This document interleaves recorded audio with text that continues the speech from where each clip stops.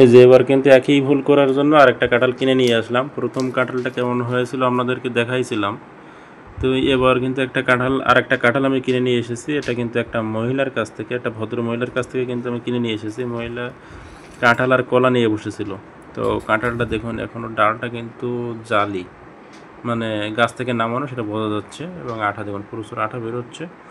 আর বিষয়টা হলো যে কটা কাঁঠাল ছিল পাশে গাছে, মানে পাতা সহ ছিল, পাতা একদম কাঁচা ছিল। আমি জানি না এর ভিতরে আবার কোনো এটে আছে কিনা।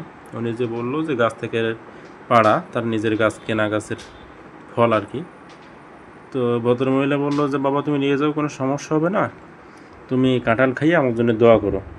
এখন আমি চিন্তা করতেছি, প্রথম কাঁঠাল কিনে তো ঠকে গেলাম, তো কারো দোয়াও করতে পারলাম না, আর নিজেও শান্তিমতো খাতেও পারলাম না। তো এখন চিন্তা করতেছি খাওয়ার, মানে কাটার পরে যাতে আবার উল্টো পাল্টা না হয়।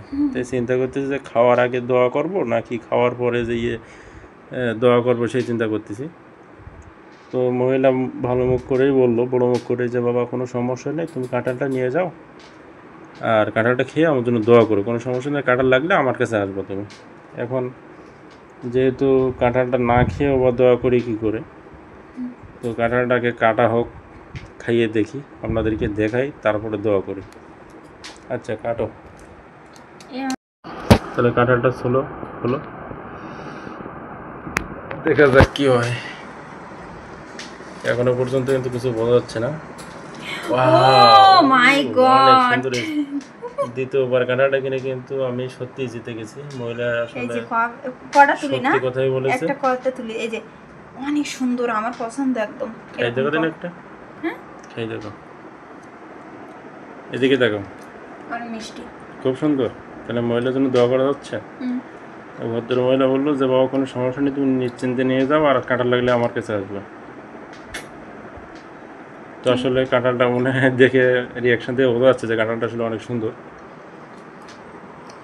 তো আসলে মহিলার জন্য দোয়া করাই যায়। তো মহিলা আমাকে ঠকায়নি, কিন্তু এর আগে একটা পুরুষ লোকের কাছ থেকে কিনেছি, বিভিন্ন গল্প ভাওতাবাজি দিয়ে একটা কাঁঠাল ধরাই দিয়েছে। কাঁঠালের ভিতরে তো দেখছিলেন প্রচুর ছোটো ছোটো কোয়া, পাতি কোয়ার মতো এরকম, আর বিচি, ভরপুর বিচি। মানে কাঁঠালের বিচির গায়ে যে শ্বাসটা থাকে যেটা আমরা খাই, সেটা কিন্তু একদম পাতলা ছিল। কাঁঠালগুলো উঠাও, এই দেখুন কোয়াগুলো অনেক রসালো এবং সুন্দর দেখা যাচ্ছে। আর আমি এটা কিনেছি কিন্তু রস খাঁচা, মানে একেবারে কাঁচা না, মানে একেবারে শক্ত না, আবার একেবারে নরম না, মাঝামাঝি আর কি। আর এরকম টাইপের কাঁঠালগুলো কিন্তু আমার খুবই ভালোই লাগে। তো আমিও একটা দেখি খেয়ে যে কেমন, আমি একটা টেস্ট করে দেখি।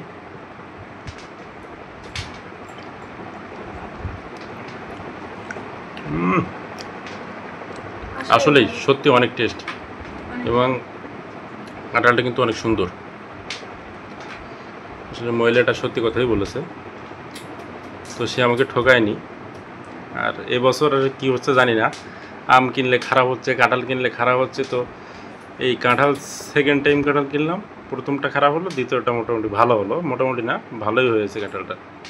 তো কাঁঠালটার দাম ছিল কিন্তু 120 টাকা। তো দামে কেমন হয়েছে একটু জানাবেন, দাম কি বেশি হয়ে গেল কি না, বা কাঁঠাল হিসেবে দাম ঠিক আছে কি না জানাবেন কমেন্ট করে।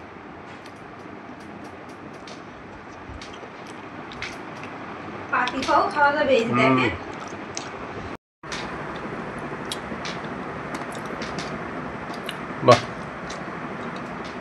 সুন্দর, অনেক সুন্দর। ও দারুণ, এই দেখুন কোয়াগুলো কত সুন্দর।